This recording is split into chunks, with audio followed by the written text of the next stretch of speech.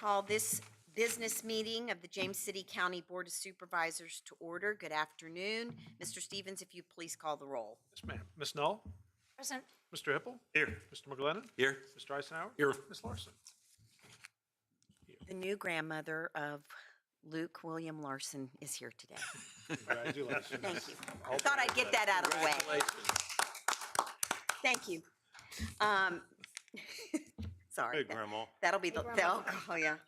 All right, that brings us to presentations. Our first presentation is a proclamation on Bullying Prevention Month. Is there someone here that is going to receive that, or am I guess I'm just going to read it. So is it okay? There you go.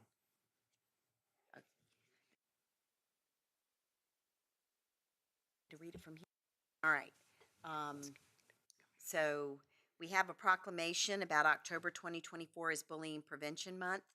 Whereas bullying has become an increasingly significant and prevalent problem throughout the Commonwealth and in the nations, and whereas it is estimated that more than 20% of children in our country are involved in bullying each year, either as a victim or an aggressor, and whereas bullying can take many forms, including verbal, physical, emotional, and cyber, and occurs in many settings, and whereas it is important for Virginia parents, teachers, and administrators, leaders of faith communities, recreation facilities, and libraries to be aware of and address bullying and to encourage discussion of the problem as a community. And whereas we are proud of the strides that our school division has made in addressing this problem, and whereas we are proud of the work that Historic Area Religions Together, HEART, is doing through its Stand Up for Yourself and Others project, donating books for children and sponsoring puppet shows that teach the value of individual differences, and whereas we are proud of the work that the Williamsburg Regional Library is doing in collaboration with the Stand Up Project, now housing more than 100 books for children pre-K through grade 7 and hosting puppet shows that teach the value of individual differences. Now therefore be it resolved that I, Chair of the Board of Supervisors of James City County, Virginia, do hereby proclaim October 24 as Bullying Prevention Month in James City County, Virginia, and call upon all citizens, schools, government agencies, and community organizations to increase awareness of the serious issues and negative effects of bullying, to promote kindness and inclusion, and to encourage the implementation of effective bullying prevention strategies. In witness whereof, I hereunto set my hand and cause the seal of James City County, Virginia to be affixed this 22nd day of October 2024. So, thank you. And with that, we have a commendation for service to the community. American Legion Post 39, Vice Chair Eisenhower will present that.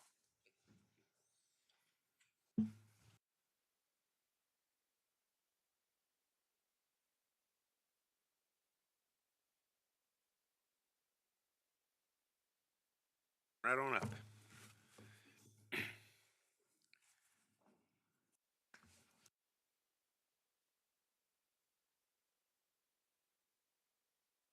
I would, for the public, I would like to mention that I attended the a meeting of the American Legion Post 39, and they invited me to speak about the Home for the Holidays program, and I stayed for the whole meeting, and I really was impressed with the things that they do for the community. And as a result, we want to do this commendation. So, commendation for service to the community. Whereas American Legion Post 39 in James City County, Virginia, has served our community with distinction since its founding in 1919 and official chartering in 1939. And whereas Post 39 has demonstrated an unwavering commitment to nurturing the youth of our community through its sponsorship of American Legion baseball teams since the post-World War II era. And whereas Post 39 continues to invest in the future leaders of our nation by selecting and sponsoring students to attend Boys and Girls State programs, fostering civic engagement and leadership skills. And whereas Post 39 further supports the educational aspirations of our youth by providing baseball scholarships enabling talented student athletes to pursue higher education. And whereas Post 39 honors the service and sacrifice of our veterans by providing a dedicated honor guard for the Veterans Day and Memorial Day observances, as well as other community events as needed. And whereas the members of Post 39 exemplify the values of service, patriotism, and community engagement that are the hallmarks of the American Legion. Now therefore be it resolved that I, Chair of the Board of Supervisors, do hereby commend American Legion Post 39 for its century of service to our community. The dedication and tireless efforts of its members have enriched the lives of countless citizens and strengthened the fabric of our society. We express our deepest gratitude to American Legion Post 39 for its ongoing commitment to veterans, youth, and community service. Your work embodies the spirit of the civic responsibility and serves as an inspiration to all. In witness whereof, I hereunto set my hand and cause the seal of the County of James City, Virginia, to be affixed this 22nd day of October, 2024, and it's signed by our board chair, Ruth Larson, and it's my privilege to present that to you all. And give you a chance to say a few words, and then we'll get your picture.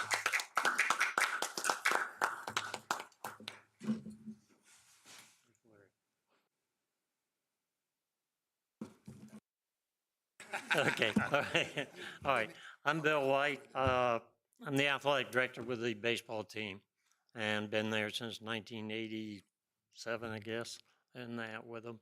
It's a wonderful thing is, in just listening to your bullying thing there, to let you know, one of the things that they came up with the American Legion National was anybody that is in the dugout or is transporting any player must have gone through a bullying leadership training, get a certificate for it, for also that. Also to recognize that there is problems in that. But the thing it comes down to is it's also in under sexual conduct, just like anybody else has. You know, nobody can be alone with a player in that, especially. And so if the player doesn't have a ride, I usually hang back in the parking lot and I wait for another one, or go home and get the wife and take her to the ball game with me. So there's two of us in the car. But anyways, we've been ongoing with it. There's a lot that we do.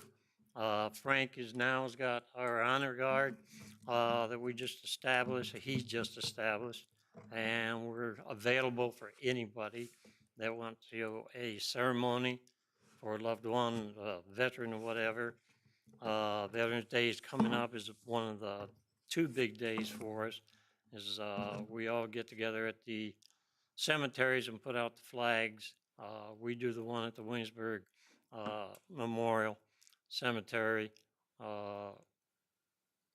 Little over 1,300 flags we put out in that. We're up 170 from the last one we did. I'm not sure what our figure's going to be for this one here, but Memorial Day, we're over 170 from that. And so that's one of the big things we do. We get involved, boy state, girl state, for those who don't know about it, we send 3 boys, 3 girls every year, and it's very intense learning how the government works. They elect their own people, and they vote, learn how the voting system goes, and they elect them, and so they have their own leader in there. They don't call him the president, but the counties, state, everything out, and so that goes in there, and it's a great system for them on the boys and girls state scholarship. It's very competitive. We finally got one through the state this year, and he's at national right now, waiting to see what it is. And you could get up to $25,000. Right now, he's got a guaranteed $500 for just going through state. Very competitive. Zach goes to Lafayette, and very likable gentleman in that. We'll brag a little bit. Last year, our juniors, which is 17 and under, our juniors brought home the state championship in baseball. This year, they had a trial. The juniors don't go to a World Series. We're getting there. This year, they had a trial regional tournament in up in Maryland, and we were invited to go to that. We played teams from Ohio, New York, Pennsylvania, New Jersey, Maryland, and proud to say our young gentlemen went in there 4 straight games. Maximum runs against us in 4 games was 7, and we won 3 games by the mercy rule, which is we were ahead by 10 runs at the 5th inning, and they walked home with that. So they've got some hardware, and that's the juniors, and a bunch of nice young gentlemen. Jim? If you guys Yeah. would like, we'll, Yeah. board want to come down, we'll get a photo with everybody down here? Come on up on the, nice. Let them get a picture.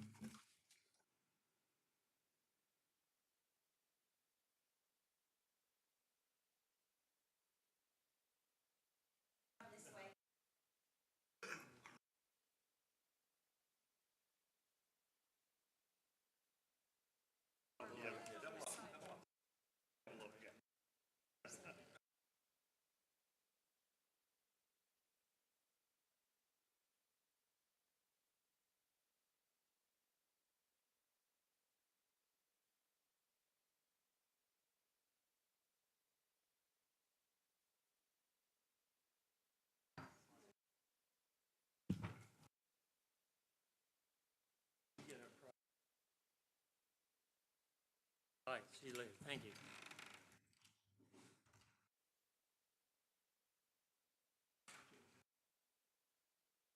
Thank you.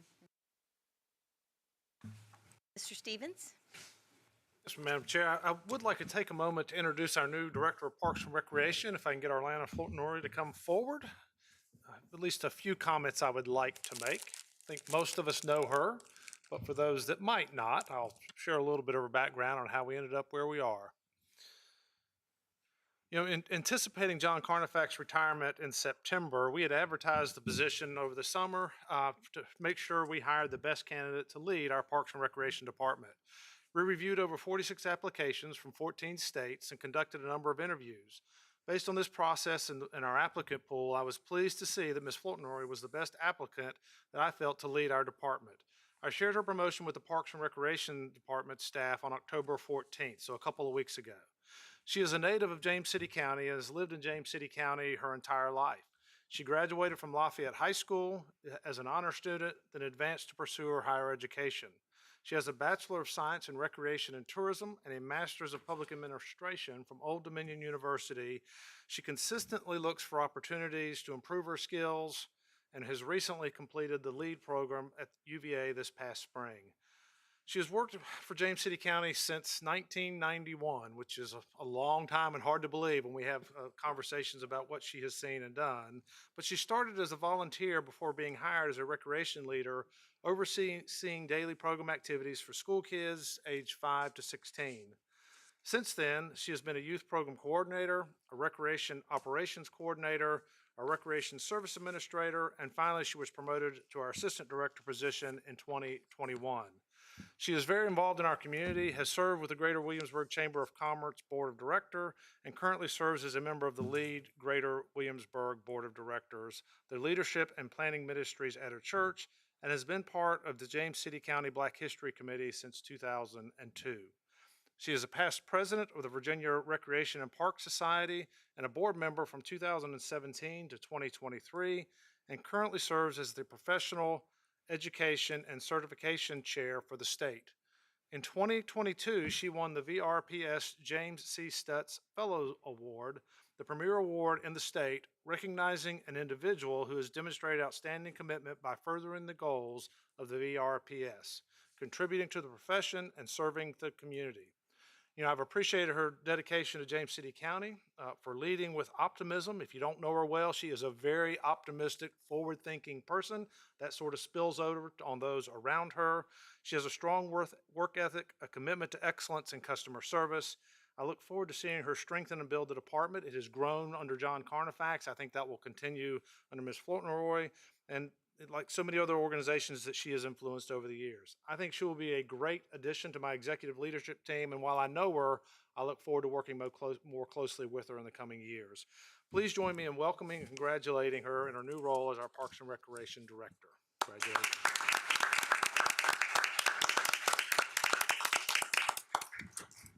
Anything you'd like to add?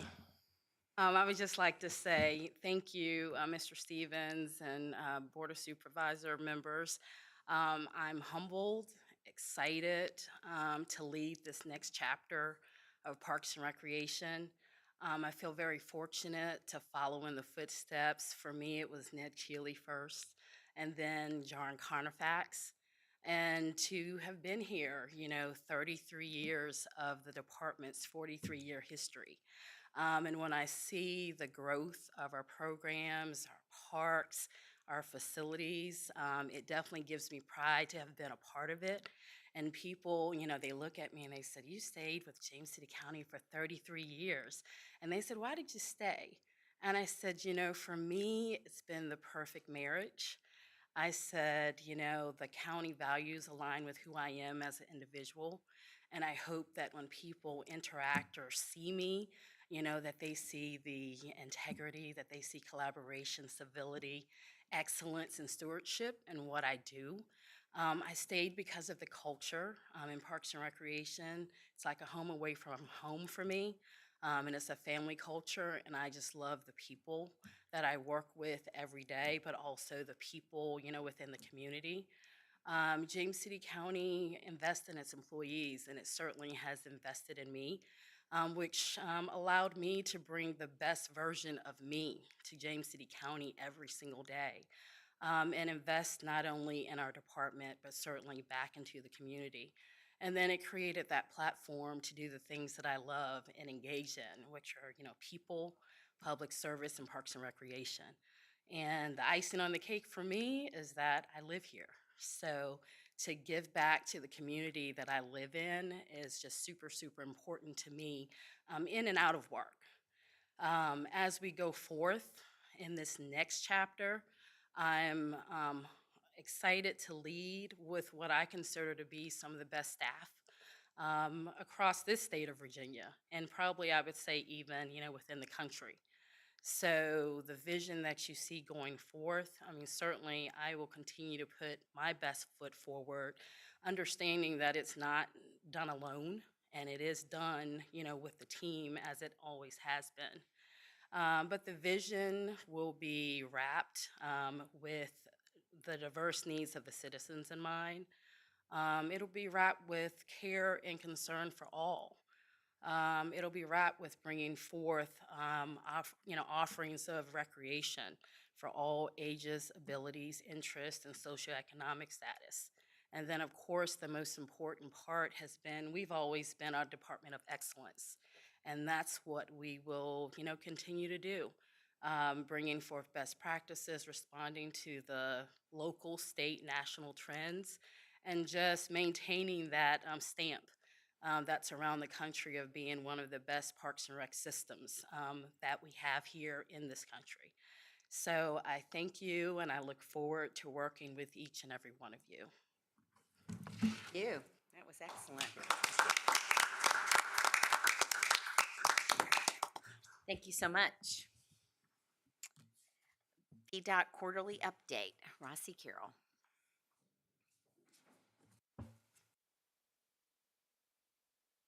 Good afternoon, Madam Chair. Good Other afternoon. distinguished members of the board, I'm here to give the quarterly update. This runs from January 1st to March, nope, change that.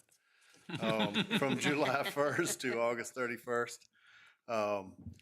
So in that time frame, we received 711 work orders. That's either from customers that are driving down the network and say, hey, I got an issue here with drainage or something of that nature.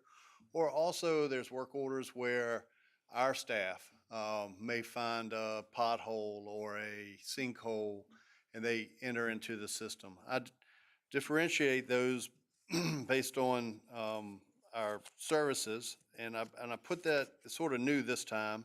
I put this in your report. The top one is customer generated. and by what type of activity. And then the second part is staff generated and what type of activity. So the two combined, 711, we completed 571 of those maintenance work orders in this quarter, which left 140 outstanding, 80% completion rate.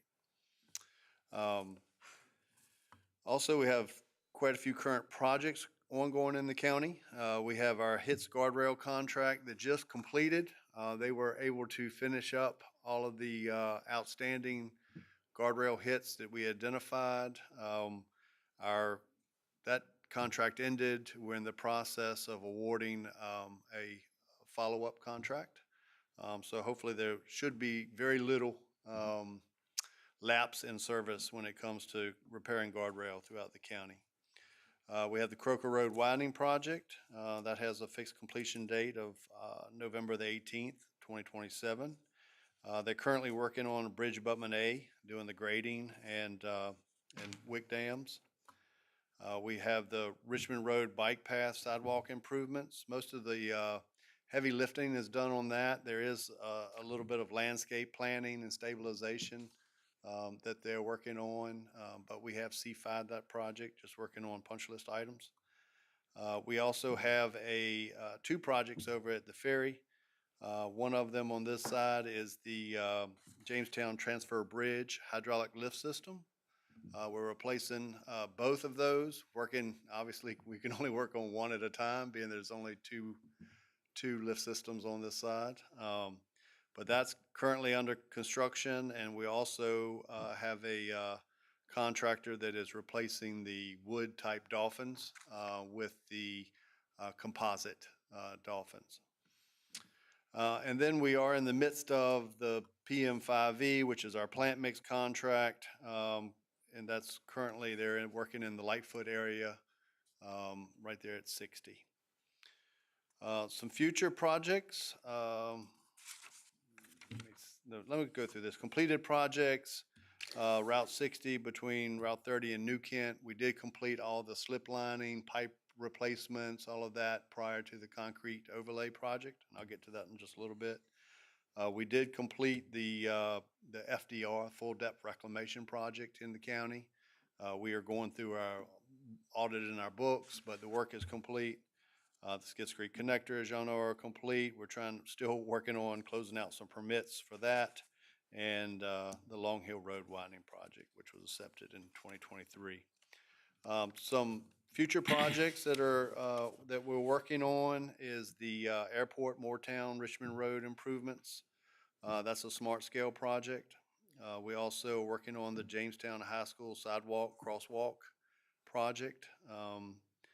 There is also two secondary 6-year plan projects that we are currently working on. We have UPCs for, and we're trying to accelerate, and that is the permanent fix for Centerville and Route 5 with the no lefts, and then Schoolhouse Lane and Route 30 with the right only.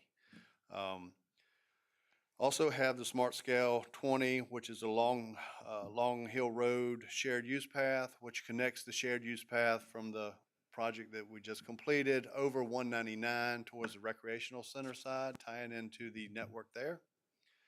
And then we have a rev share project for Centerfield Jolly Pond signal installation. And then we also have the Pocahontas Trail widening and Complete Street Phase 1. And all of those are in project development in one phase or another. I also included in your package the list of roadways that are being paved. Some of them have been paved, some of them have not. And then also the list of full depth reclamation routes that have been completed. We also have the Gap C design build project on I-64, which is the last section from New Kent back to the 6-lane section. That is currently awarded, and it is in the design phase. Some work has going on out there, especially to meet some deadlines for tree removal, stuff of that nature. And then the Route 60 concrete overlay project. We went out to advertisement. We had a pre-bid meeting to discuss the project. The first go-around, we did not get any bids. We went back to the drawing board and worked really on some MOT, maintenance of traffic, for that project. And hopefully, we are getting ready to go back out to bid. We're in the middle of reviews now, go back out to bid, and hopefully we'll get bidders and a successful bidder for that project. FY '24 county safety projects, we did the Old Town Road ADA compliant sidewalk repairs, the Newtown ADA compliant sidewalk repairs, some Route 189 tree trimming and sign daylighting, and the Governor's Land DI and curb repairs. FY '25 plan, Penzance and Olive Drive, we've completed the pipelining and pipe repair there. We also are looking at Country Crossing sidewalk repair. We're developing estimates for that now. And then Cranston's Mill Pond with the RSA, we had some short-term safety recommendations for that we would like to slip into the county safety projects for the county. Some traffic studies that we did in this quarter. We did the intersection review of Centerville and Westport. Recommended that the through left arrow pavement markings be installed in the left lane of the Westport Road westbound approach to Centerville. We also did a speed limit for Woodland Road. As a result, we're looking at the roadway characteristics, the speed data, the crash history. No change to existing 35 miles per hour speed limit was recommended. We also looked at the Kings Point access road, and we did some changing there for the arrow. We removed 7 foot of the existing stop bar. We installed 6-inch solid white, 10 feet of before the existing stop bar and 20 feet past the existing stop bar. Helped to align the traffic there with the traffic loops. Sometimes you could get off too far and wouldn't trigger the traffic loop, so the traffic light did not know you were there. And also, we did an intersection segment review for Route 30. Based on that review, it's mostly let's keep right, one-way signs, just making sure that everything meets the MUTCD standards. The Wawa entrance right there at Lightfoot. We installed some bollards. We had signs previously, but actually I just had to take the bollards up because we're paving in there, but we're going to get them right back. Oh, I'm so happy that's there. Believe me, that's great. But we installed some bollards to try to make sure that traffic wasn't queuing up through the intersection of 60 for waiting for somebody to be able to turn left into a no left turn situation. So that seems to be working better. And then also we did an intersection safety review at Schoolhouse Lane, which with Whitehall, and that had do not block intersection signs installed just so that the residents there could get in and out or be able to get in and out there at Schoolhouse Lane, especially during queuing times for the schools, the AM and PM peaks for picking up, dropping off at the schools. And then we did a stop sign review, Windsor Forest subdivision, and it was actually recommended instead of stop signs that we were installing yield signs at certain locations. Since July 1st, our land use section has performed 19 plan reviews. We've issued 54 permits and closed 52 permits. We're currently working on some abandonments for a portion of Schmidt Road and Ashbury Drive, which are primary institutional routes. And that pretty much concludes my report. So if any questions or comments, I'd be glad to take them at this time. Questions, comments? Up at the Wawa, they're still slipping around those. So we extended them on both sides. I don't know how much more I can do. know. I mean, somebody really has to go out of their way to get in there now. I'm wondering if there's, if it can almost be blocked to make that left turn, because they're still, I wouldn't think they would get, but they're almost making a U-turn to get back up in there, and which is blocking everything. And and more people blowing their horns and screaming at them and telling them it's the wrong way when they know it's the wrong way. And, you know, I don't know if it would be something as far as changing their turn lane to have more curb here, so it's harder to get, you'd have to almost run over curb to get in there. So we kind of extended that with bollards on that side to Right. try to keep that from happening, and then also on the center line. Yep. They're still wrapping around that thing. Yeah, maybe some enforcement. Yeah. Maybe some enforcement would help. Actually, I was gonna recommend, you know, those things big concrete things about 3 feet high, just right down the middle of the road. Yeah. That'll yeah. solve it. The road's not. Put a barrier surface there, right? Yeah, it's ridiculous that It is. people will, you know, go down there and think, well, I'm better than the law and just turn in there. Right. It's very irritating to the people that are obeying the law, and then they're cutting in front of them, blocking everything, causing queuing out on 60 as well. So if you can look at that again, I know y'all done well to slow it down. I agree. And like I said, we're paving in there now, so we've got to get them back up after we Right. pave, and get the lines marked, and, you know, that takes a little while. So there's going to be a little portion there that's not going to have anything. And I'm sure that, they'll run them up during that time. But, our intentions are to get them back out there, hopefully to help. And if we can extend it some or something of that nature to make it a little harder, we will. Right. I was just going to say thank you for doing what you've done already, because it is an issue. But I don't know what else the answer is, because it's not wide there. You know, you have two narrow lanes, and then you're trying to get people through there. I haven't seen anybody do a U-turn yet, but if I do, I swear I will follow them into Wawa and tell them what I think, because this is wrong.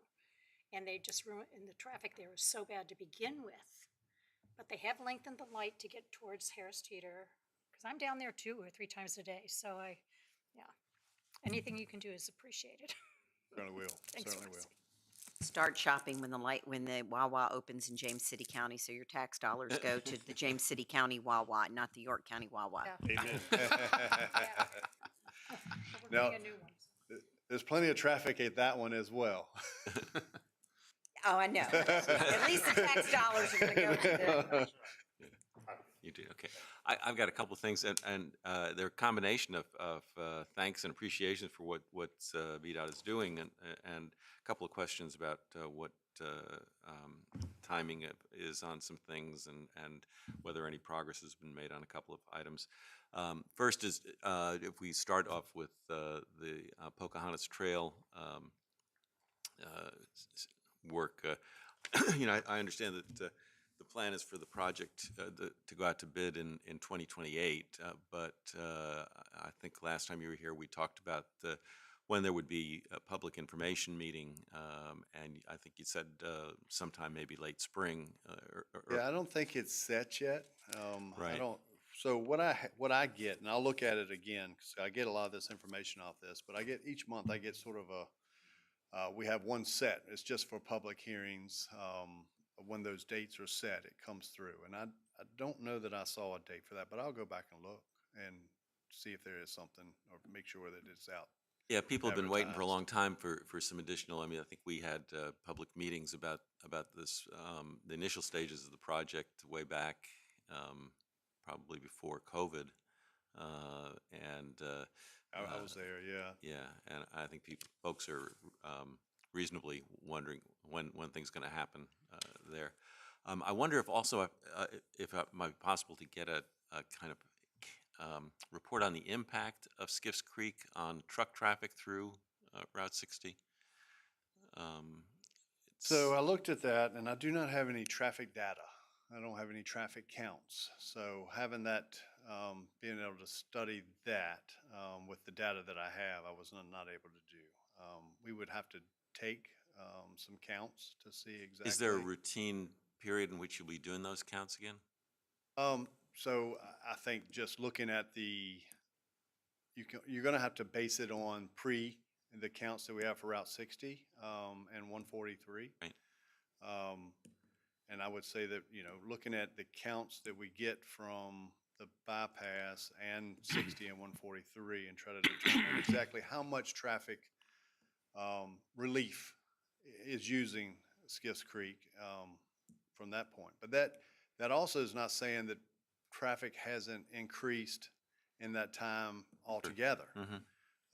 So, you look at it and say, well, there's 10, 15% of truck traffic is using Skiffs Creek connector at this point where they weren't before, but your traffic volumes have increased by 20% in that certain time frame. It doesn't seem like there's some relief, but there is, if you understand what I'm Sure, saying. sure, I understand that. But I would also like to, thank you for the work with the Rev Share program that's going to help with drainage and street condition widening in Grove.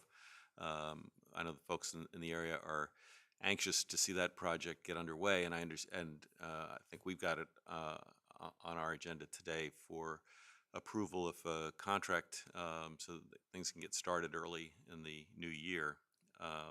So appreciate that very much. Over on Brookwood, paving's just been done, and thank you for doing that. It looks very nice, but no striping has yet been done, and it's about a week since the Yeah, it paving's takes a been little completed. while. The striping is the last thing, and it takes a little while to get striping down, but Right. it's coming. Okay, and in that same regard, same area, I see we're getting ready to start the project of the Safe Schools, Safe Ways to Safe School, schools. right, at Laurel Lane, which will be very much appreciated. I wondered if you'd had an opportunity to review the area of Lake Powell Road. The lady who was severely injured in that accident a couple of months ago has now come home, and I think I'd suggested some remedial steps that could be taken to make it a little clearer that folks really needed to slow their cars down and be aware of the twists and turns of a narrowing of the road there. Yeah, we have, and our traffic engineering is looking at that. We haven't completed that review, but we're doing a safety review for that section that was initiated shortly after that accident. The sooner we can get something in place for that, the better. Just pulling out of my own neighborhood the other day, I was practically tail-ended by a car racing down from the upper end of the road, who was coming around a corner where the visibility is not very clear at all. So that's Right of way is restricted in areas. It's Yeah. variable right of way Oh, I through there, know, but I know. some of it is pretty restricted. Yeah, it's a real choke point. But I appreciate anything you can do in that regard. So I think those are the main questions that I wanted to ask you about. While we're on Lake Powell Road, let's go up a little bit farther up to the vineyards and just ask if that situation with the sinkhole in the yard has been addressed yet. We addressed the sinkhole piece. We were still looking at slip lining a outfall pipe in that area. The outfall slip lining has not occurred. Any But time I frame for think that? there's no safety concerns at this point. So There's no time frame on that at this point? I have the contract in place. Mhm. It's on call, but it's not a priority at this point because it doesn't seem to be, it's not like it's leaking badly. So. Thank you, But Mr. we know it's there. We'll continue to watch it, and as time and funding become available, we'll get to it. But you have a contract out on it that? So I have an so- on-call contract But- for slip lining. But where there's no funding? Well, there's funding, but I set priorities based on, areas that are worse than others. Ones that are in the road, ones that are around the edges of DIs, those type of things. And sometimes that priority listing changes as we have let's say, a void in the road or a washout underneath the road or something of that nature that requires to do some sort of work, whether it's replacement or lining. So I am limited to what I can spend in it. But as priorities, we base it on priorities. Hopefully it'll. Yeah, and it's Catch up with those on the priorities list. at It's some point. on the list. It's Yeah, just, yeah. it's not something that, it's not a safety issue at this point. Thank you. I just want to say thank you for the prompt response. You know, got you on speed dial every time I see. That's fine, that's fine. see a deer carcass or more recently things Debris. coming off of trucks, like we've been talking about before. And it was nice to see you guys respond fairly quickly, because we had one where people were swerving stuff in the road. But I appreciate the rapid response on that. Very welcome. Thank you. I am glad to hear that we are still working on something on Centerville and 5, and hopefully that'll be sooner rather than later. Appreciate the work that you've done on Paspahay to get that issue hopefully solved.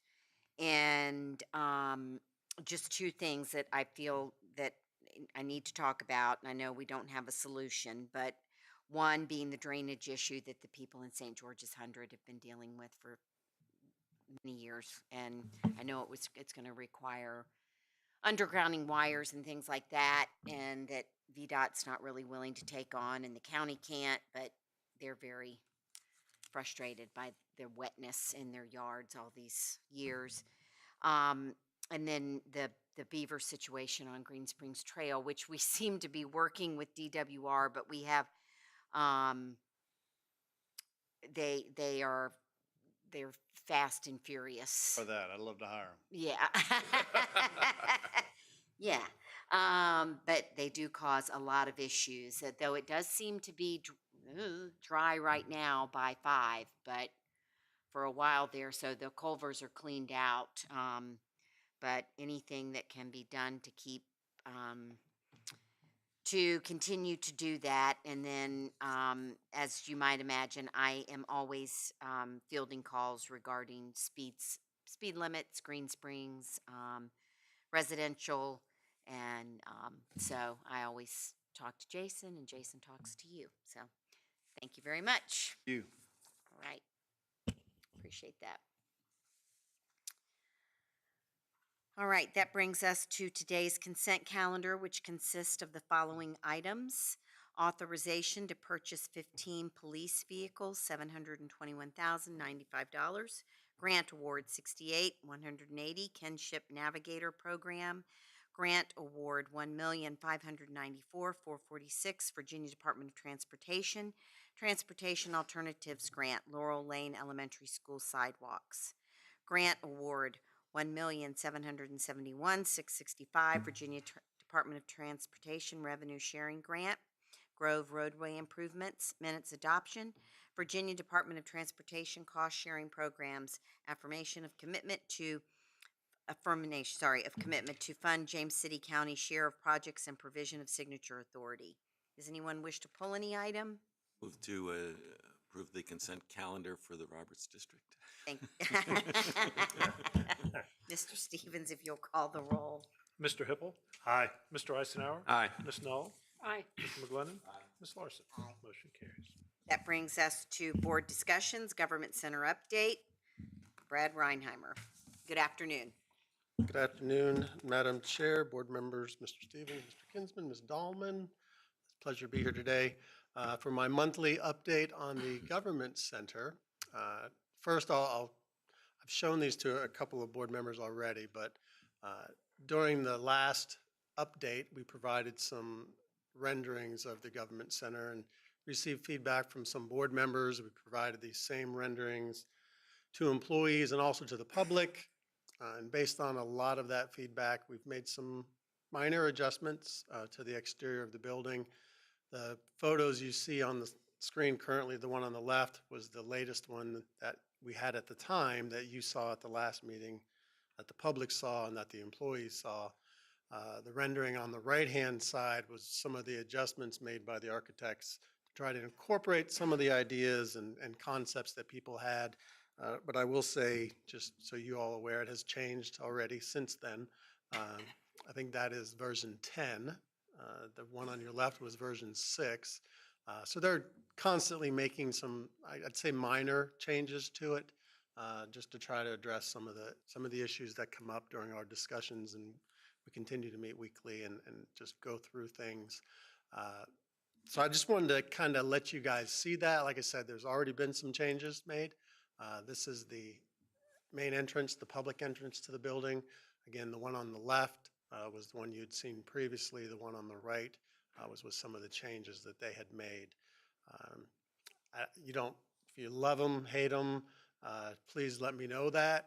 But like I said, we've already kind of moved to another rendition, but it's just a little bit different, and changes are being made constantly. So I just wanted to show y'all where we're at so you get a sense. We did hear it. We heard it from a number of folks, especially at the public input meeting. I think just about every person that came to that talked about wanting it to be a little bit different, that it looked too much like any old office building. So we're trying to make some changes so it doesn't appear that way. So if anybody has any comments on these, I'd be happy to hear them now. Otherwise, I'll move on. I just tell you that I appreciate the opportunity to spend some time with the architect and to just get a little bit more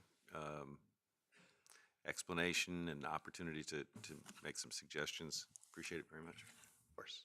And, I'm trying to have that as my message as we've gone through this whole process is that's why we're doing this process. That's why we're getting input. We want people to chime in and give us their feelings and their views on it.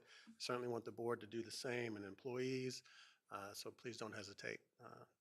None of these are done deals, so to speak. We'll still be making changes as we move forward. And on that topic, talking about moving forward, our current interim agreement expires in mid-November. What does that mean? That means that they will be providing us with all the deliverables that were promised to us in that interim agreement, which includes up to 30% design of the new government center. It includes other things, the surveys, the traffic studies, things like that were incorporated into that interim agreement as well. So my intention, and certainly the will of the board, if we desire to move forward on this project, our next step would be to enter into a new interim agreement that would take us up to 100% design. That interim agreement I will most likely be bringing before the board in December. We do have to do a public hearing and advertise, and we can't sign the interim agreement for at least 30 days after that hearing. So that will be coming in December. Between now and then, we will be receiving those deliverables. I'll certainly share those with the board. But there are certain things that I want you all to kind of think about, consider as we move into this next phase. We don't need answers on this today, but we will need answers on this moving forward. Probably one of the bigger ones is the addition. Are we going to build that addition or not? Because once we get into the design phase, if we want to design up to 100%, are we doing the addition or not? And if we are doing the addition, what's that addition going to be? I don't need that necessarily in December, because they can certainly design the main building itself up to 100% and then work on that additional space. But it just helps them in the process. Money-wise, it makes more sense not to design something if we're not going to move forward with it, but we can still do it and decide not to or to do it later on as well. But that's just something I want you to think about as we're moving forward. So I don't have too much else to update you on. We continue to meet weekly with the folks to kind of fine tune some of these things. But as soon as we get these 30% design drawings, I'll certainly share that information with you. I'll be happy to answer any questions anybody has. Mine's more of a comment. As I've said in the past, we need to do the addition, do it all at one time. We spend a lot of time cutting this, cutting that, doing this, doing that. And then we end up paying more in the long run when we add it on later. And with this site and everything else that's going on this site with the rec center and all that being there, if we add it on later, it's going to disrupt this entire site again. And it's going to be worse the second time we go around. So we're money well ahead to do it all now and do it right. So, I think if we're going to spend the money on this facility, we need to do it right the first time and get it done and not come back later in 5-10 years when costs are going to be double what they are now and spend even more money when we could have done it right now. And like I said in the past, if you're going to be a bear, be a grizzly. Yes, sir. Thank you. Thank you. Thank you. That brings us to financial updates, FY 2024 year end and FY 2025 first quarter. Cheryl Holland. Good afternoon. Madam Chair, members of the board, good afternoon. I'm Cheryl Holland. I'm the budget manager for the county, and today I'll provide an update on the county's finances for fiscal year 2024, which ended June 30th, 2024, as well as through the first quarter of FY 25, and that ended on September 30th. This presentation will only focus on the general fund, which covers the county's normal operations. So to start off, we'll begin with the county's general fund revenues for FY 24. Please note, these figures are still preliminary, and they will be until the year-end financial audit is complete and presented in December. On this slide, you'll see a comparison of FY24 budgeted revenue, actual revenue, and prior year actual revenue. General property taxes is the county's largest revenue source, representing 2/3 of total revenue. This category includes real estate and personal property taxes. FY24 was not a reassessment year, so most of the increase here is from personal property taxes as well as real estate improvements and new developments. Other local taxes include sales, meals, and lodging taxes, as well as business license taxes. While some of these revenues leveled off compared to significant growth immediately after the pandemic, the primary drivers of the increase in this category for FY24 were business license and meals tax. License permits and fees include planning, zoning, and stormwater fees related to inspections and permits. This category experienced a slight decrease in FY24. State and federal revenues experienced an increase from the prior year, primarily due to an increase in state funding to assist with constitutional offices and other activities. For example, the HB 599 revenue, which supports the police department. Charges for services increased primarily due to higher ambulance transport revenues, as well as an increase in the use of Parks and Rec programs and facilities. Miscellaneous revenue primarily reflects property sales and refunds of prior year expenditures. Amounts vary in this category depending upon the particular situations in a given year. FY23, for example, had a $1.3 million property sale, which did not occur in FY24. Lastly, in fund balance, you can see that the county used $12.7 million of its fund balance in FY24 for various purposes, including support for the CIP, the school's year-end spending plan, support for debt service, outstanding purchase orders from FY23, and a leave payout. Use of fund balance in FY23 included similar initiatives. Because fund balance is not a recurring funding source, we provided a year-over-year comparison in red at the bottom of the screen, and that excludes fund balance to show the overall growth in our recurring revenues of about $3.1 million or 1.3%. Moving on to the spending side, and again, based on preliminary figures, all of the departments finished the year under budget. Please note that the actual column here shows both the expenditures incurred as well as purchase orders that were outstanding as of the end of the year. There were roughly $2 million of purchase orders at the end of FY24, and those will carry forward into FY25 so that planned purchases can take place.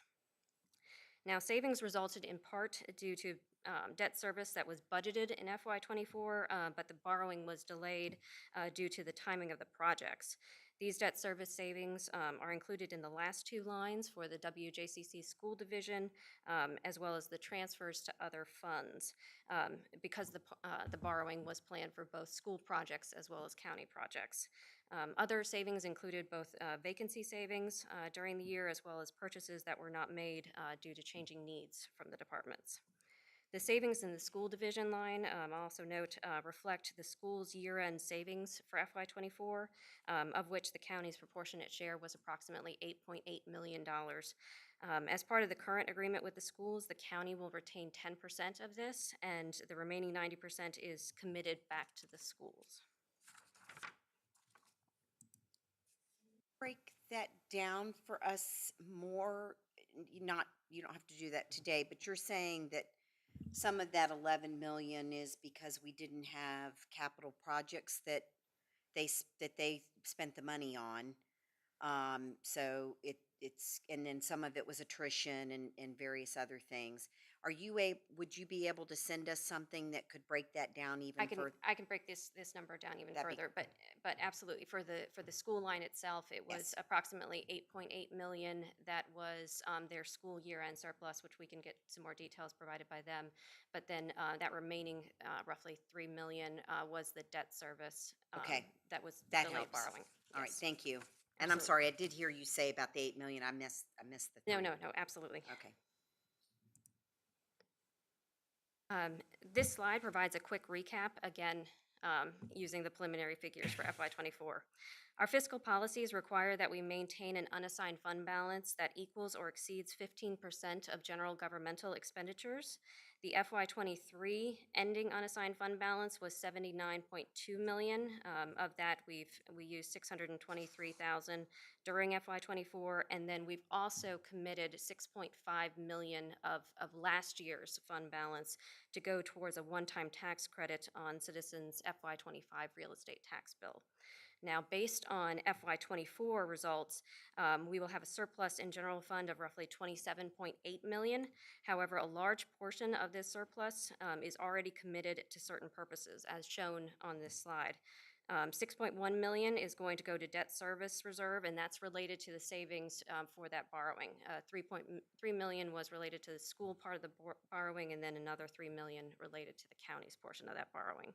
6.2 million will go to fund upcoming CIP projects, and of that $8.8 million school surplus, according to the current agreement, 90% needs to be committed to the schools, and that's what that $7.9 million shown there is. And then the remaining 10%, again, the county gets to keep.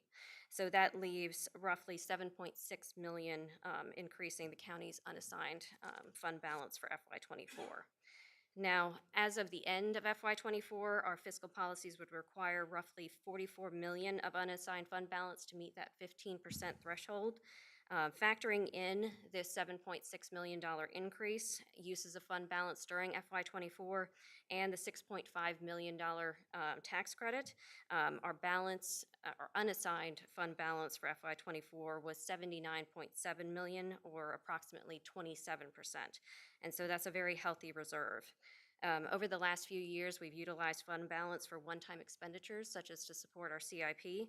We've avoided using fund balance for operational needs because that creates an inherent budgetary imbalance, because we would be having ongoing expenditures without an identified recurring funding source. Now, in recent years, due to inflation and other economic uncertainties, we budgeted conservatively and worked to find savings, and we've been fortunate to have positive year-end results. Going forward, we need to continue to be strategic about using fund balance to help us maintain our strong financial position and prepare for future significant expenditures. So with that, are there any questions on FY24? Just a comment in support of what you just said. A significant amount of this very healthy fund balance situation is the result of our inability to fill all the positions that we have. Is that right? Yes, we have seen vacancy savings over the last few years, and combined with that, there are also the non-personnel side with the reductions in trainings, dues and memberships, all of those related costs to having those staff members here. So ideally, we would be able to staff up over the course of the year to the full. Yes. Thank you. The 7.8 for the schools, is that dedicated to CIP or dedicated to? Right now, we are leaving it as committed in general fund. There is a piece of it that goes towards CIP, but we leave it as committed in general fund because in case the schools have operational needs that we may need to consider. I know that they did ask us to look at a few other things beyond their capital improvement program in prior years. So. Thank you. Right, so moving on then to 2025. The same format has been used here with actual figures reflecting 3 months of revenue, July through September for FY25 compared to actuals for the same period of FY24. We're early in the fiscal year, so we haven't reached our main real estate and personal property due dates. And some of the revenue that we've received during the first 3 months of the fiscal year actually relate to the prior fiscal year. And so those funds have been accrued or moved back to FY 2024. Some of the differences shown here relate to timing. For example, in other local taxes, roughly $880,000 of excise tax revenue related to September 2024 wasn't received until October 2024, which is impacting the FY 2025 numbers. That timing difference didn't happen in FY 24. Other differences relate to one-time occurrences. The increase in the use of fund balance, for example, in FY25 relates to that $6.5 million discussed previously. This amount was built into the adopted budget for the one-time tax credit, and citizens, again, will see that on their upcoming December 5th real estate tax bills. The year-over-year change in Q1, excluding fund balance, is shown in red at the bottom, and again, that primarily relates to that timing difference in the excise taxes. Without that difference, we would see a slight increase year-over-year. So are there any questions on the revenue side of FY25 Q1?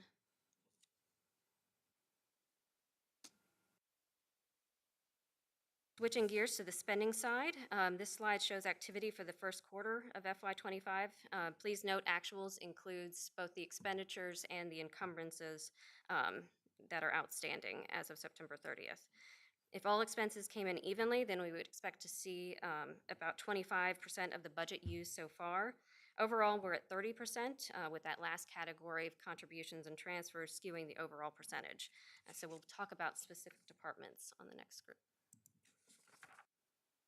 This line graph reflects department spending in the blue line for the first quarter of the fiscal year compared to a 25% benchmark shown in that green line. For those areas tracking above 25%, it's important to note that not all expenditures are incurred evenly during the year. For example, in financial administration, we're required to pay our annual insurance premiums upfront at the start of the year. In addition, our annual audit is primarily conducted in the fall months, so we incur those expenditures again at the beginning of the fiscal year. In IT, most of the equipment maintenance and software contracts require full payment at the start of the year, so that's why you see that department at 39%.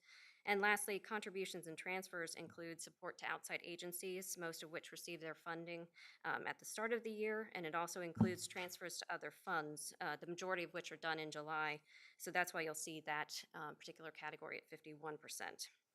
Encumbrances can also cause a high trend because a substantial volume of purchase orders are issued at the beginning of the year and impact the budget at that time. So these timing differences are normal and generally work themselves out during the course of the year. But are there any questions on expenditures so far?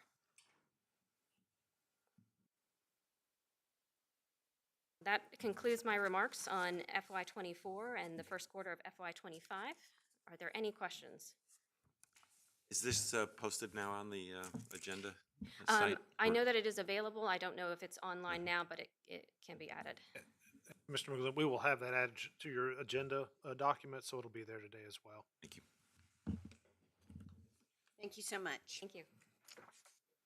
That brings us to policy to address solar energy generating facilities. Thomas Weissong, good afternoon.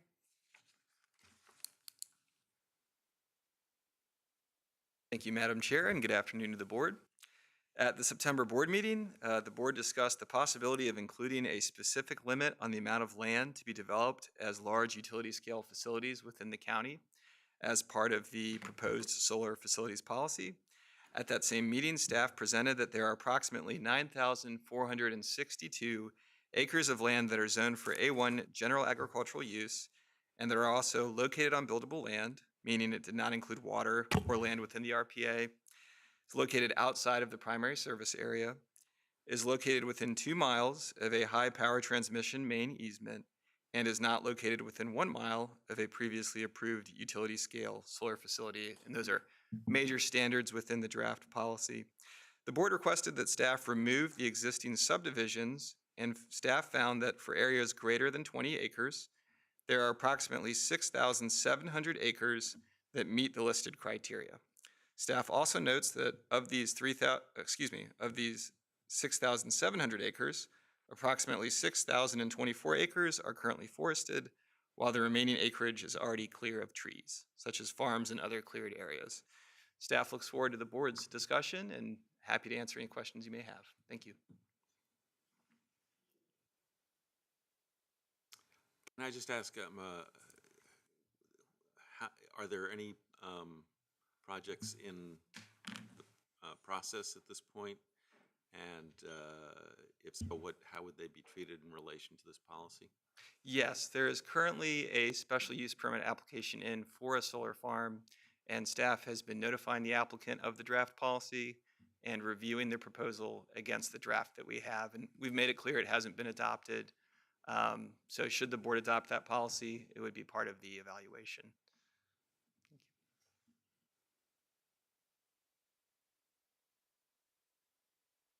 Any other questions? So I noted the Culpeper policy basically said 1% of their available land in the county. Is that right?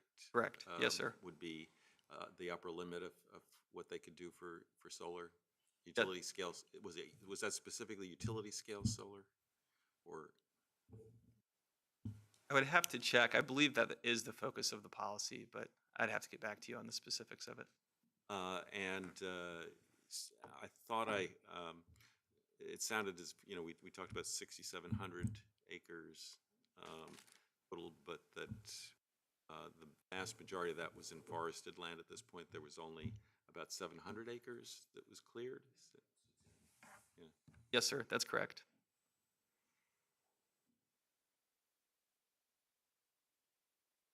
Are we looking to include forested or non-forested acres in the policy, or would it be just a cleared acre? And I know with our other policies in place as well, it looks at what farmland, Right. our cultural farmland and that sort of thing that's involved in it. So that I'm just wondering how much land we have left when, Right. if we're not going to cut any trees down and we're going to take our farmland and with our natural and cultural stuff that we're doing with that, how much of that land is actually still really available for a site in the county? Yeah, ask one other question. The existing ones that have already been approved and or built, what's the average number of acres in them? Most of those are some of them over 100 acres. Or? Yes, some of them are. The total amount of acreage, if you added up all the solar panels that have been approved, would be less than 600 acres throughout the county. Okay. So what we're looking at then is you have about another 700 acres that would be available without cutting down trees. Right. And, that to me, without getting into 1% or 2% or by district or all, convoluted, it would seem to be pretty straightforward that what we really don't want to do is we really don't want them cutting down trees to do this. And if we said that if all you did was to say that, all right, the policy strongly discourages any clearing of trees, then that would automatically limit it to where there's only about another 700 acres in the county that's available for that. So you may get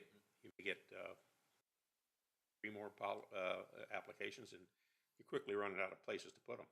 Yeah, that's the thing, and the value of the land that's cleared, we've got to weigh that in. So I wonder how much would be actually left.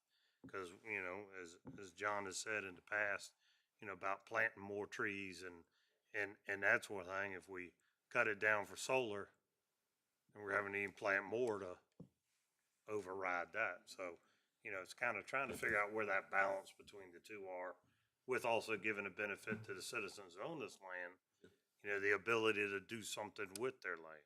Well, right now, that's fairly limited already by this policy. So I personally, I think if you really want to narrow the focus, you focus on where can it go. You've got 6,700 or 7,000 acres roughly, and of which about 700 are usable. Yeah. So I think the simple solution would be to have them just basically tweak the policy to add the restriction that we discourage any clearing of existing forest trees to make way for this. Then it's a determination by the individual landowner as to whether they want to farm the land or whether they want to, subdivide it, or whether they want to put this on. It gives them another economic opportunity. But you're only talking about a few more. It's just we're not a candidate for wide scale solar development. What's to, if I own a large tract of land and I go in and timber it, now it's a cleared piece of land, which I can do, I've got the right to timber my own land, which I agree with. And so they timber their land and then they go, okay, rather than replant it, now I want to put solar on it. What is that? I mean, they could do the timbering ahead of time and that would circumvent the policy because now it's cleared. So, we don't want to prevent anybody if they want to timber it, replant it and do that. We don't want to not have that opportunity for the landowners out there to be able to timber their land and get that resource off of the land. It's the same as planting corn or beans or anything else. It's another revenue source for that homeowner or that landowner. And I think we ought to have that ability to do that. So now we've cleared that, and then is it acceptable for solar because now it's cleared? I know, that's Might be, but then again, if you take a look at what happens in a lot of these places, it gets timbered and then replanted for timber. That's the crop. I think most of the time with that, when they timber it, they're leaving the stumps, so they're not doing land disturbance. And once they do pull of the stumps, and then it goes to staff because it's a land disturbance permit and over 2,500 square feet, which isn't much. That's a driveway coming in. So, that might also trigger something there, because I would imagine if they're going to put solar there, they're going to probably have to get the stumps out of there in order to have a clear piece of land to put that in so it doesn't grow up underneath. That might take care of itself. So what are we okay with adding simple I'm okay with adding something simply that says we discourage the use of forested land. Now, that's again, it's a board policy, and it still leaves the landowner the ability to timber his land and replant it if he wants. It does leave the loophole where he could put it into a certain solar if they want. I think it's unlikely, like as you mentioned, that if they're going to put a solar plant in there, there's going to be a lot more land disturbance, and it's going to have to come back to us. And I think that gives us an opportunity to tell the applicants what we expect of them. Probably not that many more left in the county.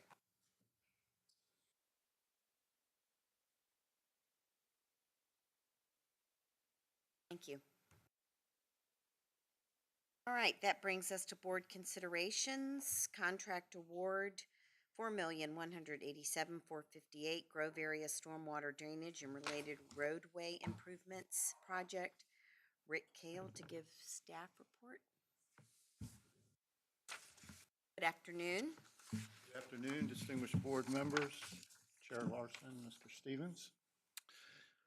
The resolution before the board this afternoon is for the award of a contract to Henry S. Branscombe, LLC, for the construction of the Grove Area Stormwater Drainage and Roadway Improvement Project in the amount of $4,187,458.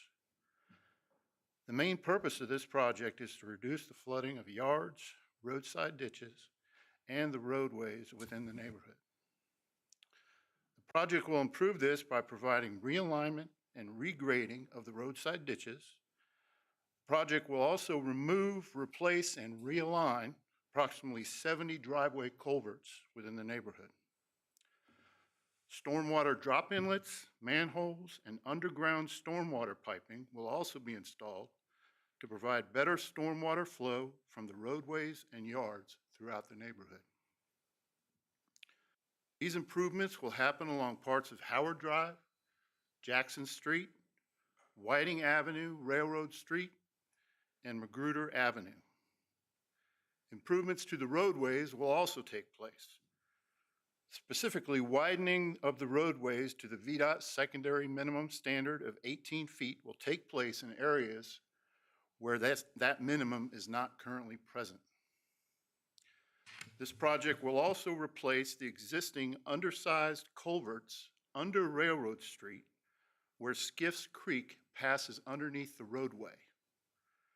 The new triple box culverts will provide better flow of Skiff's Creek under the road and throughout the neighborhood. I'd be happy to answer any questions you may have about any other details of the project. Questions? I don't have a question. I just want to express my appreciation to Rick. He came to a community meeting in Grove about 2 weeks ago in which he was available to both explain the project generally to the 50 or so people who were in attendance, but then after the meeting broke up, he stayed around for quite a while to answer individual questions about the impact on the properties that will be touched by this particular project.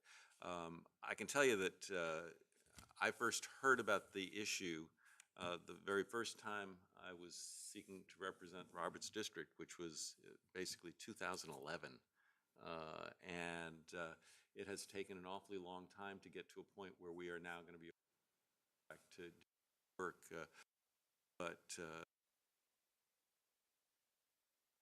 Moving ahead with this project, we will, and basically at the first of the year, construction work going on and addressing some very serious problems of people having half a foot to a foot of water in their yards. And it's something that is long overdue, but staff has done a great job working with VDOT to get this in place, and Rick is a great ambassador for the county. Just out of curiosity, once this thing started, how long was it expected to take to complete? It could be about 9 months for Excellent. substantial Pretty- completion, 10 months final Okay, completion, that's yes. pretty quick then. Okay, good. Further questions? I would look for a motion. With the approval? Thank you. Mr. Stevens? Mr. Hippel, Aye. Mr. McGlinnan, Aye. Ms. Knoll, Aye. Mr. Eisenhower. Aye. Ms. Larson. Aye. Motion carries. Thank you. Now, this means that John now has gotten about $6 million in the Grove area. He's doing very well tonight. He is, isn't he? Well, the Roberts District does contribute a fairly significant Yeah, amount very much to so. the tax base as well. Absolutely. You're doing well tonight. That brings us to purchase of property located at 1319 Moses Lane and 1239 Oak Drive. Von Pollard to give staff presentation. Good afternoon. Good afternoon, Madam Chair. For your consideration this afternoon, in furtherance of the previous and current efforts to improve Moses Lane to current Virginia Department Transportation standards, and to also create opportunities for affordable and workforce housing, the Neighborhood Development Division negotiated an option to purchase the following properties: 1319 Moses Lane and 1239 Oak Drive. Staff finds the proposed acquisition should support several goals, strategies, and actions of the comprehensive plan and the development of affordable housing on underutilized property, which was a strategy identified in the Workforce Housing Task Force. The Moses Lane property is 0.19 acres with an assessed value of $39,800. The Oak Drive property is 0.64 acres with an assessed value of $108,300.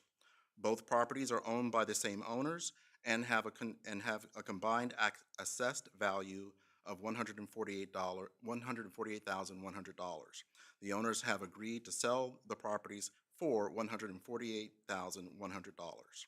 In support of the efforts referenced above, staff recommends approval of the attached resolution authorized by the county administrator to authorizing the county administrator to execute the necessary documents for completing the purchase of them using American Rescue Plan Act appropriated funds are available to cover the sales cost and related closing and demolition cost. Staff recommends approval. Thank you. Questions? Comments. Again, Mr. Pollard and the staff of Neighborhood Development and Housing have been working diligently on this particular area and are seeking also state funding to help provide even more opportunities. Because of the opportunities that are in this area, development here will allow us to connect this area from Moses Lane at Government Road all the way out to 143 ultimately. These pieces of property will provide us some opportunities for new construction of affordable housing that I think will be terrific. Bring standards for that whole neighborhood up by improving the roadways and drainage systems. Howard, do you have and I know it's early, a rough idea of how many structures you might be able to get?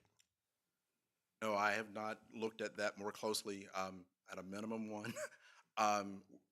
There's another suggestion coming up on this that would help with one of these properties. Right.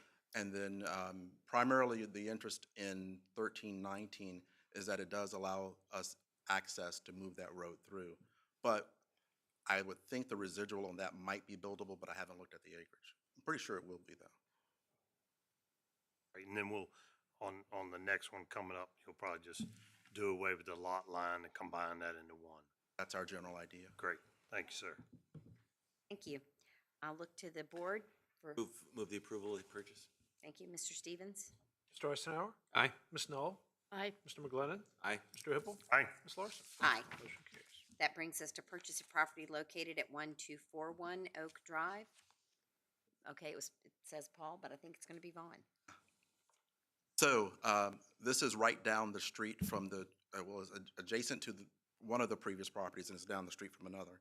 In furtherance of the previous and current efforts to improve Moses Lane to current VDOT, Virginia Department of Transportation standards, and to also create opportunities for affordable and workforce housing, the Neighborhood Development Division has been discussing an option to purchase the following property from the current property owner, 1241 Oak Drive. Staff finds the proposed acquisition, especially when combined with the adjoining parcel, would support several goals, strategies, and actions of the comprehensive plan and the development of affordable housing on underutilized property, which was a strategy identified by the Workforce Housing Task Force. In support of the efforts, this property is 0.16 acres with an assessed value of $300. The current owner purchased the property at a tax sale in 2022 for $1,000. The owner has agreed to sell the property for $1,000. In support of the efforts referenced above, staff recommends approval of the attached resolution, authorizing the county administrator to execute the necessary documents for completing the purchase. American Rescue Plan Act appropriated funds are available to cover the sales cost and the related closing cost. Staff recommends approval. Other further questions? One question, the unpaved area, I'm guessing that'll eventually connect right on through as we. That's correct. So the board approved our submission of a community development block grant. We've not heard back from that, and we don't expect to hear until the end of the year possibly. But those funds would actually provide the paving for that part. Now it looks like the houses there come back and almost like flag lots. Correct. And it looks like there's a road in front of the lots, in front of the houses. That's a shared driveway. Okay, and then once we pave that section, then those flag lots, we may be able to talk to the residents down there, and instead of like the one on the far left, as this flag lot comes the longest around. Correct. Is there where those three flag lots come out back on Moses, would that possibly be able to be utilized as a building site? We looked at that and we'd love to do that. The only caveat, we need engineering because that's a very low spot. It's Okay. actually serving sort of as a quasi BMP right now. So Okay. the other thing is it's very flat out there. And what we think is that we would just move, we'd pave. Our ideal would be to put curb and gutter, but it depends on what the funding works out to be. But that might end up being just a low area for a BMP. Okay.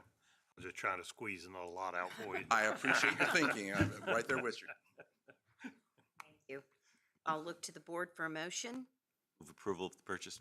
Thank you, Mr. Stevens. Ms. Knoll? Aye. Mr. Eisenhower? Aye. Mr. Hippel? Aye. Mr. McGlinnan? Ms. Larson? Aye. Motion Thank you. carries. Thank you, ma'am. That brings us to board request and directives. First thing that we do need to talk about is our November business meeting. Currently, it is on our Board of Supervisors calendar for November 19th, 2024. There is one conflict there. We are meeting on the 13th, which is a change from our normal meeting day. That is a Wednesday at 5 o'clock. So we were trying to see, I don't want to say worth it because that's not, it's always worth it to meet. But do we need to come back and meet 4 days later on the 19th? Or would you all be agreeable to, in December, meeting on the 10th? Because as you recall, we have one meeting in December. So we would come in at 1 o'clock on maybe 2, depending on what the agenda looked like, which we would get out in plenty of time to the public.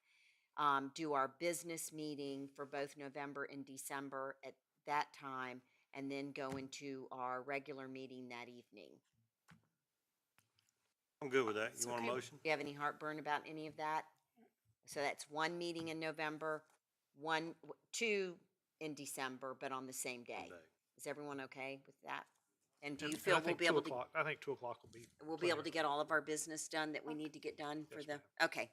Motion to move our meeting on the 19th to December 10th, starting at 2. Thank you. Mr. Stevens? Mr. Eisenhower? Aye. Mr. Hippel? Aye. Mr. McGlinnan? Aye. Ms. Knoll? Aye. Ms. Larson? Aye. Motion So carries. just as a reminder, our November meeting will be December 13th, 5 o'clock. No, November 13th, 5 o'clock. I'm really getting things confused. And so with that, other board directives. I just had the opportunity to go speak to a Cub Scout Troop 414 up in Towano. They invited me to come speak about how you get on the Board of Supervisors, how you start a business and so forth. And I really enjoyed it because they were like 10 and 11 years old. And one young gentleman came up to me and he says, "We are on the Economic Development Committee. I need to start a business." I said, "Call me." They were very cute. That That's was great. that's the only thing I've done, but it was worthwhile. Oh, heck yeah. Mm. Just two quick things. One, I had an opportunity to attend Grove Community Day at Little Zion Baptist Church, and they had a great crowd. It was a beautiful day on Saturday, and did lots of fun things, and had a great trivia contest.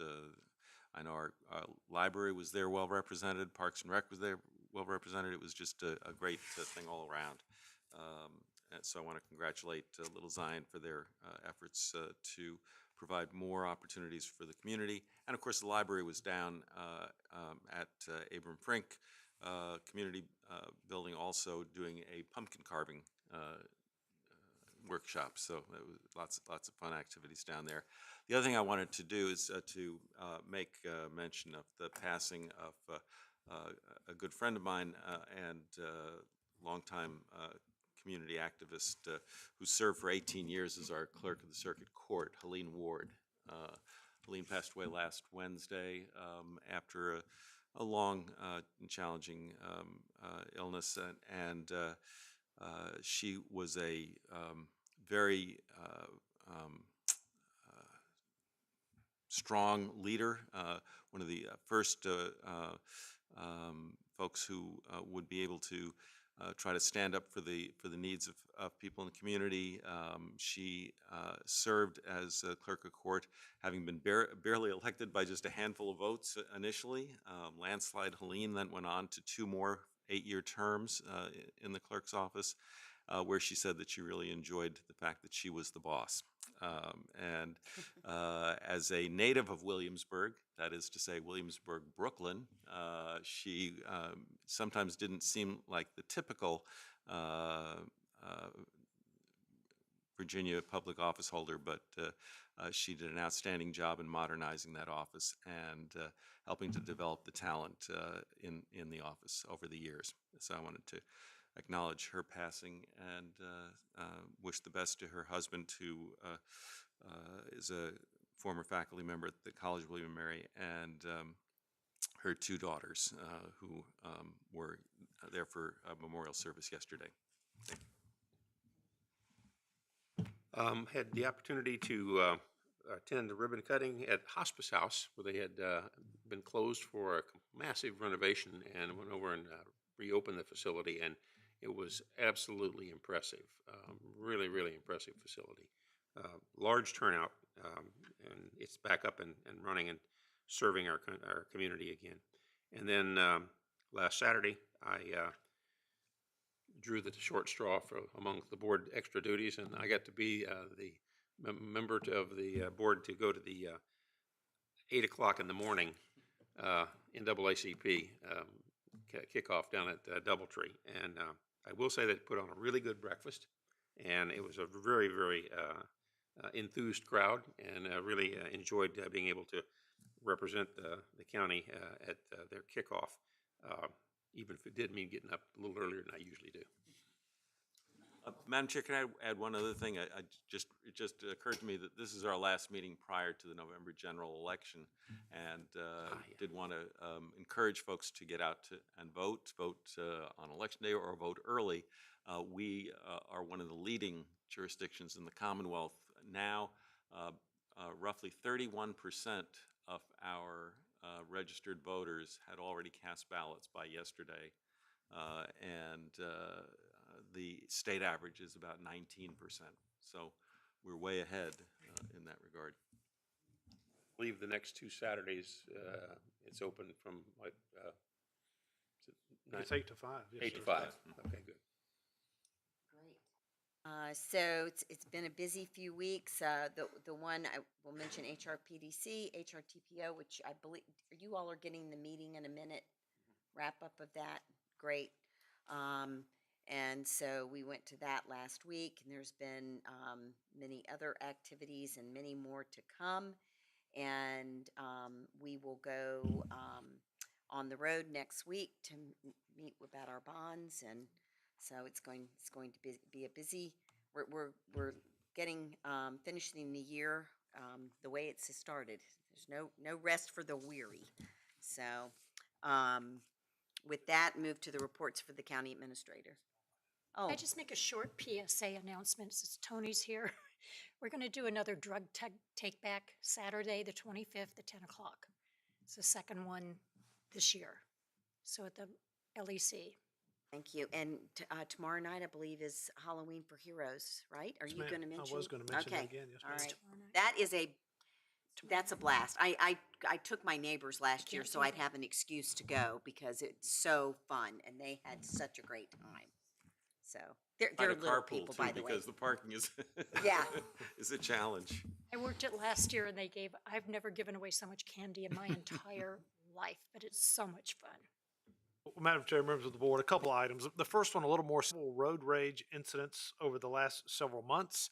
And, talking with our chief in the department, the best way to survive it is not to be part of it or not be involved in one of those incidents. And just a reminder to all of our residents, myself included, be patient and courteous when driving. I mean, that's something we all probably strive for, but it's probably more important than ever to remember that traffic is sometimes going to be slow, it's going to be frustrating, and drivers are going to make mistakes. I mean, that just happens as part of moving up and down the road and are a normal part of driving. If you are a potential victim or think there's an incident going on with a car around you, our advice is don't react, stay calm, Avoid trying to escalate the conflict. Don't gesture, yell. You sort of avoid eye contact with the driver and their passengers. That is harder for some of us than others. I know for me, I'm not a gesturer or yeller, but I have been known to stare at somebody and wonder what they're doing. And so I'm having to work on that for myself as well, because it really is, I think, a serious thing that is going on in many communities, ours included.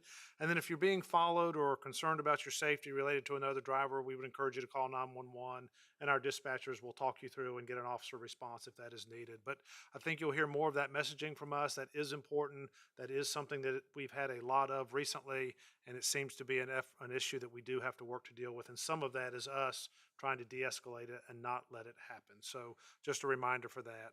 Halloween for Heroes, I think you said it all. I just want a reminder, it's the 23rd, Wednesday evening, October 23rd, at our Law Enforcement Center, 4600 Opportunity Way. I think this is the 4th year for the department, 6 o'clock to 8 o'clock.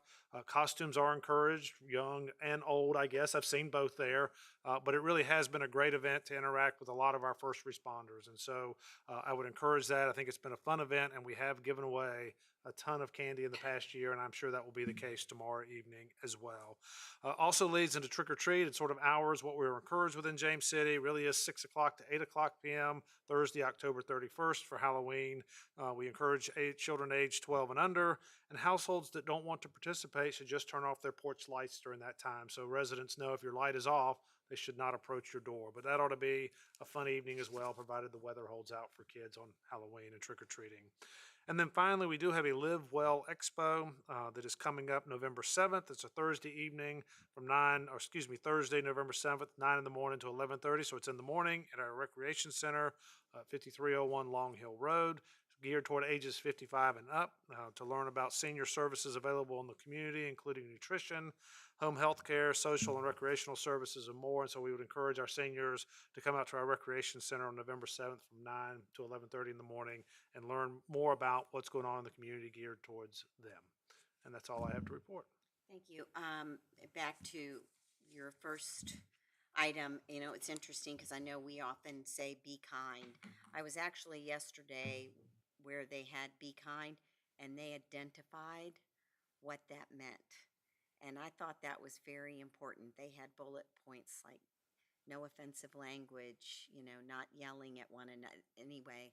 So I think sometimes you have to go deep to, so I appreciate your explanation on how to avoid getting into a road rage incident.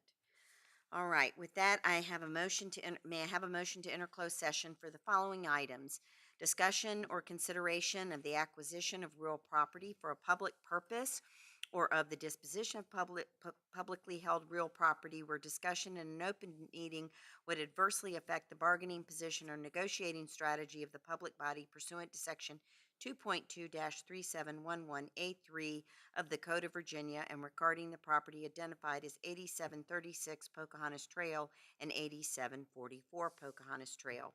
Discussion of the award of a public contract involving the expenditure of public funds, and discussion of the terms or scope of such contract where discussion in an open session would adversely affect the bargaining position or negotiating strategy of the public body pursuant to Section 2.2-3711A29 of the Code of Virginia, and pertaining to the contract for the joint operation of schools between the county and the city of Williamsburg. Is there a motion? moved. Thank you. Mr. Stevens? Ms. Knoll? Aye. Mr. Hippel? Aye. Mr. McGlinnan? Mr. Eisenhower? Ms. Larson? Aye. Motion carries. We're in closed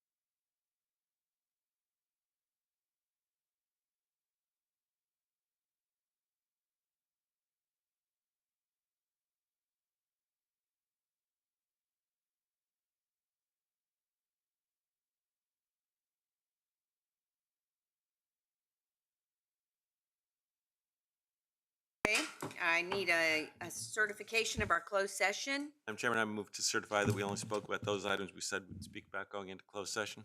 Thank you. Mr. Stevens? Ms. Knoll? Aye. Mr. Hippel? Aye. Mr. McGlinnan? Aye. Mr. Eisenhower? Aye. Ms. Larson? Aye. Motion carries. Thank you. I need a motion to adjourn until 5 PM on Wednesday, November 13th, 2024 for the regular meeting. So moved. Mr. Stevens? Ms. Knoll? Aye. Mr. Hippel? Mr. McGlinnan? Aye. Mr. Eisenhower? Aye. Ms. Larson? Aye. Motion carries. Can't do it as fast as Doug. Did we need to do anything about VDOT? We're all gonna be there. I don't think that counts as meetings anymore. VACO and knowledge unit is a. You're not transacting any public business. Okay. The law changed in July to make it a little better. I think the law just.